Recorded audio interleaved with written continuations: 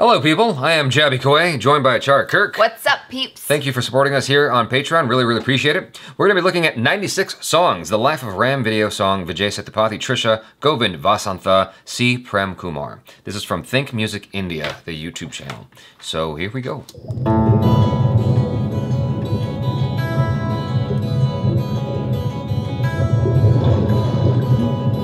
It's like mesmerizing.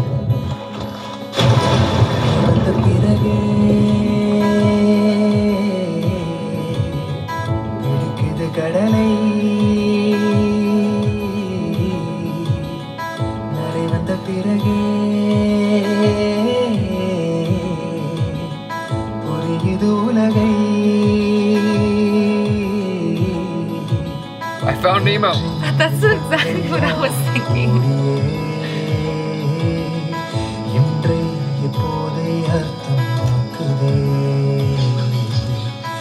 Whoa. It's a big ass lens. I got scared he was gonna hit it on the tree. That's a big ass lens on a T2i. Look, it's a T2i he's got on there, some kind of small DSLR. It's a huge lens.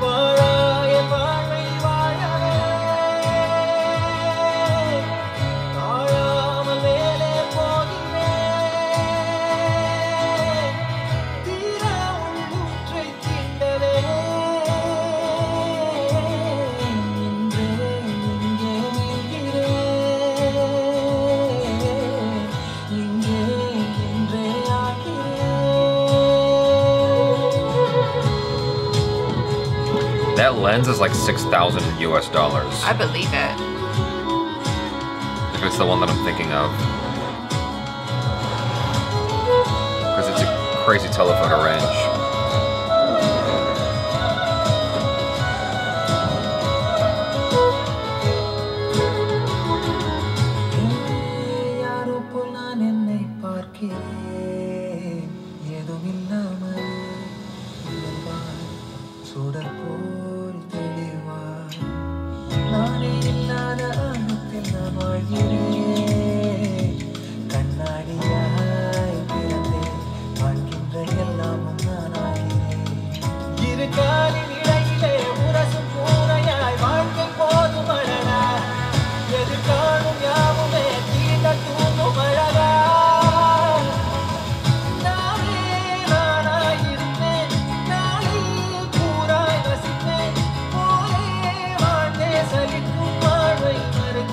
That's Sony. Yeah. It's not a T2i. I was mistaken. Yeah. I didn't know what you were talking about. I saw Sony. Oh! Oh my god! It's too cute.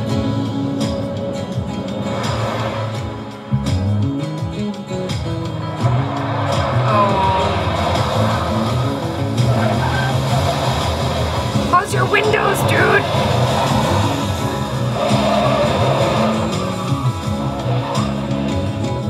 That looks fun.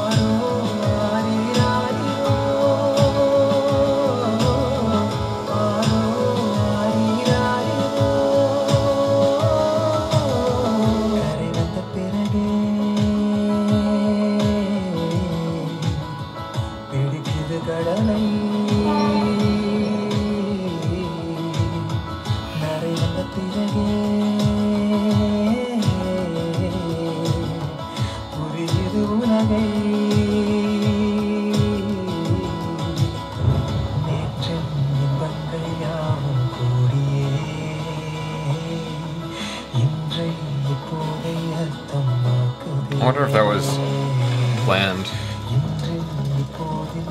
I'm sure it was. I'm not sure it was.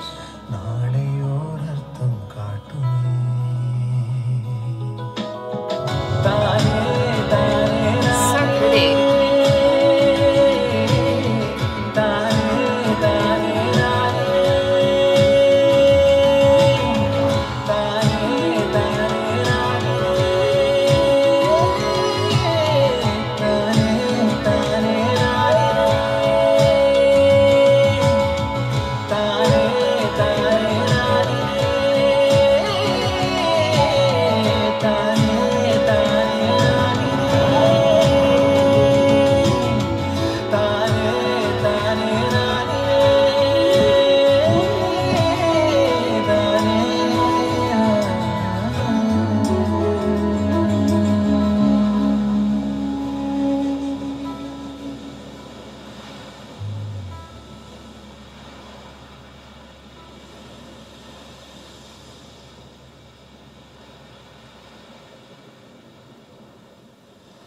Wow. That's so pretty.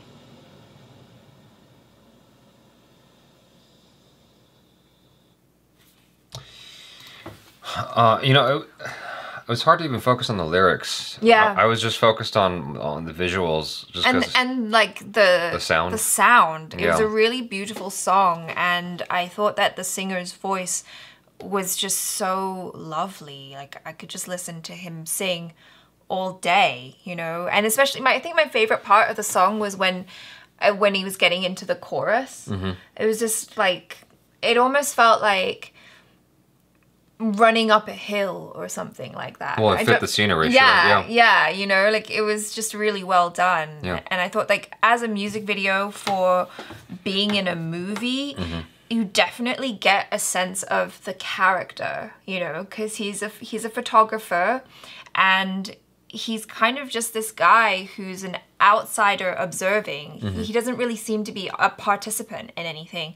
And then as the song goes on, you just see more and more how isolated he is until you get to the last shot, which is him all alone on a beach, and it's just like pulling away. That's interesting that you took from it the sense of isolation that he was experiencing. I was getting a different thing. Maybe it's because I was projecting, but just that sense of self-exploration, you know, of being on a solo journey somewhere. Yeah. I'm I obviously got that too. obviously we don't know the bookends of this, like what's surrounding this, right? Because I don't know the story. But I can only infer within the context of this video.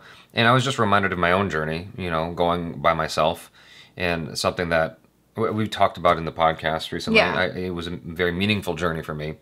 And it seems like he had a much more varied experience or varied experiences during this journey. And it made me a little bit jealous. I'm like, there's more to do in the world.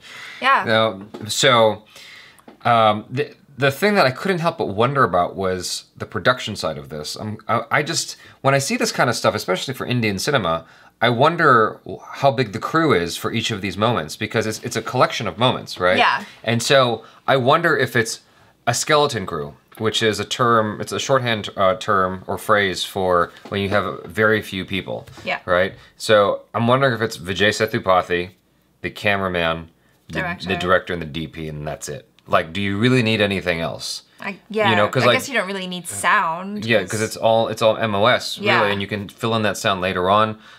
It doesn't look like he really needs makeup because he's a dude. It's all elements, the natural elements, it's all nature. Just him out and about. Sometimes he's not even close to the camera, so you're not going to see the makeup if they try to apply any. Sometimes he's under the water. Makeup's not important there. So from a production standpoint, it's just interesting to think about what that was like, how they went about doing this. Because like, did they location scout, or did they really go on a little bit of an adventure for, you know, a week or two to get all these different shots? What was that like? I'm 90% certain that the dude jumping into the water was not planned, but they kept it in the film just because it was unique and interesting. It feels like that kind of film. Like I can't think of anyone else that's done this, but like George Lucas' American Graffiti, he was into that naturalistic, like catch the accidents and make it part of the movie. And so I wonder if Vijay Sethupathi and the director were there, and because he looked like he was surprised by the guy, Vijay Sethupathi. But he's such a good actor that he could do that. I think he was just genuinely surprised by the guy. And the dude jumps in the water. He had no idea that was going to happen. Vijay Sethupathi is walking the streets. The camera, the director or whoever is like shooting in the most incognito, discreet way possible with longer range lenses. That's why the depth of field looks the way it does. Like things are crossing between Vijay Sethupathi and the camera because the camera's further away. It's a longer lens. Okay. And so it's just interesting to like note these things. You know, I just wonder from a production standpoint how they pulled this off. And obviously the last shot at the end was a drone shot.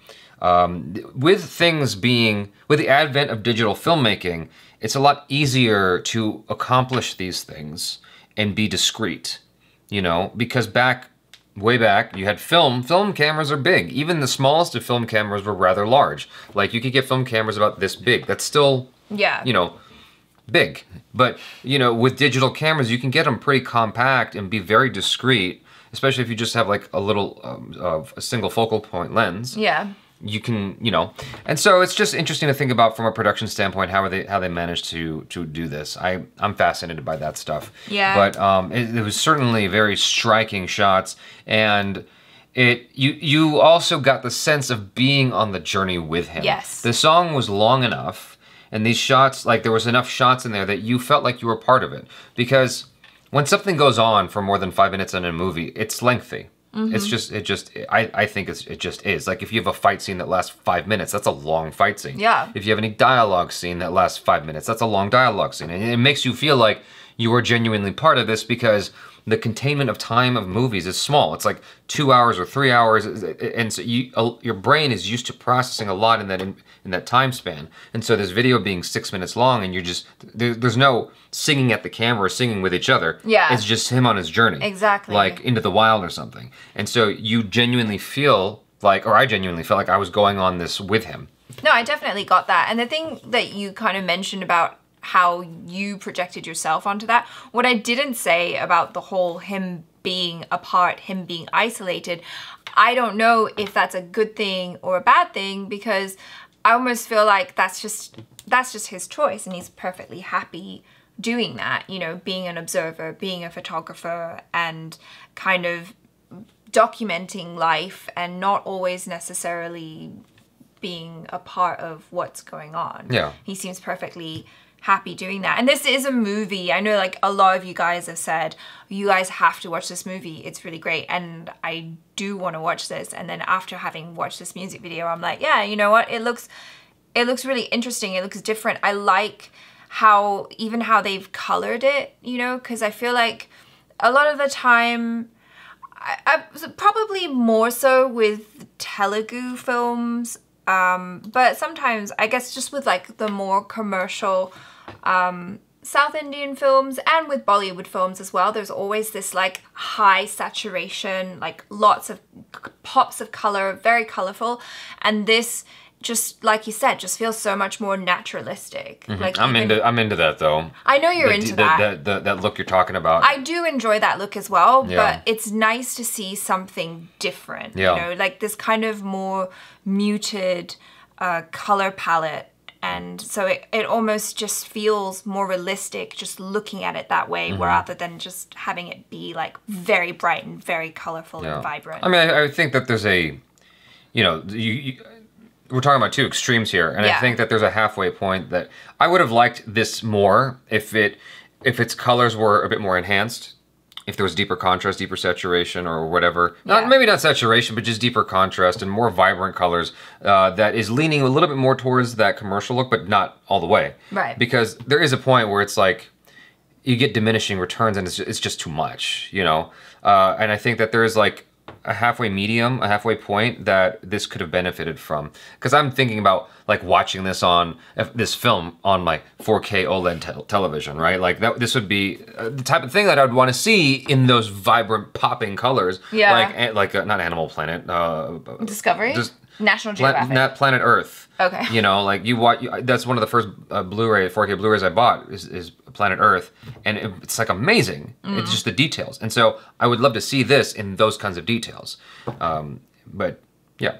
So the whole thing I got from it ultimately, philosophically, is that margarita with a straw ending, which is just being content with yourself and learning how to enjoy your own company. Yeah. And that's a very difficult lesson to learn for, I think, a lot of us, especially was for me. Like I learned it on my in 2016, and it was like it was a beautiful, you know, solo journey, and I think it's important for all of us to experience that at some point in our lives. It's very, very helpful to help you grow as a person. It really lets you know who you are and what you need to wrestle with when you're alone like that and there's no one else for you to interact with. Like it's a beautiful thing. And then along the way, you kind of interact with random individuals like he did, you know, because you see it a little bit, but they didn't expand on it. But he does interact with some random locals from time to time. Yeah. I like this. This was nice. Yeah. So it was lovely. You guys, thanks so much for being part of the Patreon family. Thank you so much for hanging out.